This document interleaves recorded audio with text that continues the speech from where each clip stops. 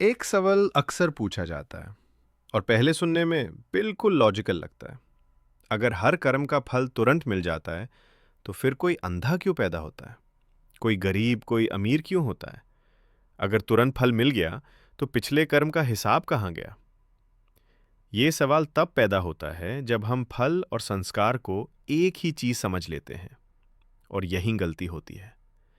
कर्म का फल अक्सर तुरंत मिल जाता है, पर कर्म का निशान तुरंत नहीं मिटता। इस फर्क को समझना जरूरी है।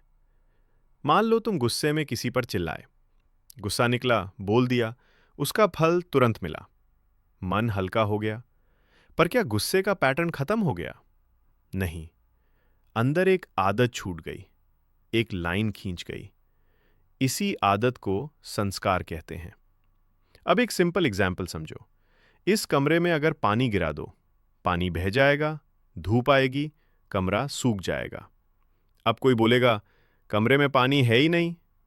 पर सच ये है, कमरे की जमीन पर पानी के निशान रह गए, और जब दोबारा पानी गिरेगा, वो पानी उसी पुरानी रेखा को फॉलो करेगा।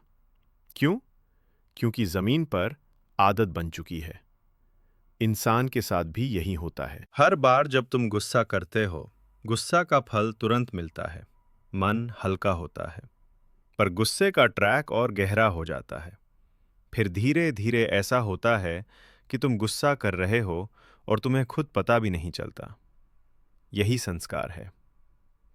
अब यहीं से अगला सवाल आता है, अगर कर्म का फल तुरंत मिलता है तो बच्चे अलग अलग हालत में क्यों पैदा होते हैं? इसका जवाब अनकंफर्टेबल है, पर लॉजिकल है।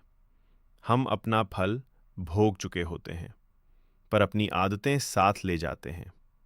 कोई गरीबी की आदत लेकर पैदा होता है, कोई समृद्धि की। इसलिए ऐसा होता है कि एक आदमी को महल में बिठा दो, फिर भी वो अंदर से गरीब ही रहेगा, और एक आदमी को सड़क पर खड़ा कर दो, फिर भी उसके डिसीजंस अमीरों जैसे होंगे। इसलिए अक्सर देखा जाता है, जो लोग सच में गरीब रहे होते हैं वो ज्यादा कंजूस नहीं होते, क्योंकि जब बचाने को कुछ होता ही नहीं तो पकड़ने की आदत नहीं बनती। पर जो गरीबी का संस्कार लेकर पैदा होता है वो अमीर होके भी खर्च नहीं कर पाता।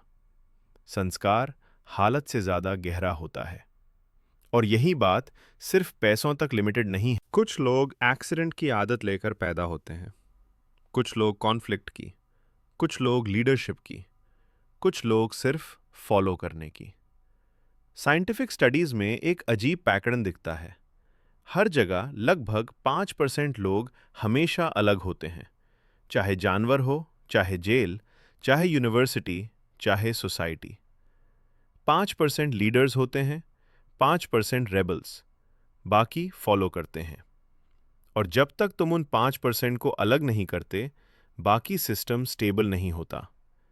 ये बात अनकंफर्टेबल लग सकती है, पर डेटा बार बार इसी तरफ इशारा करता है। इसका मतलब ये नहीं कि सिस्टम गलत है, इसका मतलब ये है कि आदतें बहुत गहरी होती हैं। हम हालत बदल सकते हैं, पर आदतें बदलने में वक्त लगता है। इसलिए कर्मा का थियरी सिंपल है, पर शैलो नहीं। तुम जो भी कर रहे हो, हर पल अपने आप को बना रहे हो। कोई अलग जज नहीं बैठा, कोई ऊपर से हिसाब नहीं रख रहा। तुम खुद ही अपना रिकॉर्ड हो। और इसीलिए सबसे डेंजरस चीज गलत कर्म नहीं होता, बल्कि गलत आदत होती है। क्योंकि गलत कर्म का फल निकल जाता है, पर गलत आदत तुम्हारा फ्यूचर लिख देती है।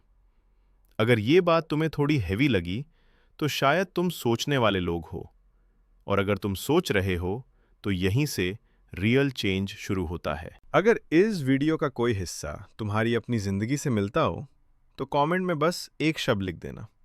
और अगर तुम ये सोच पसंद करते हो तो चैनल को फॉलो कर सकते हो। धन्यवाद यहाँ रुककर सुनने के लिए।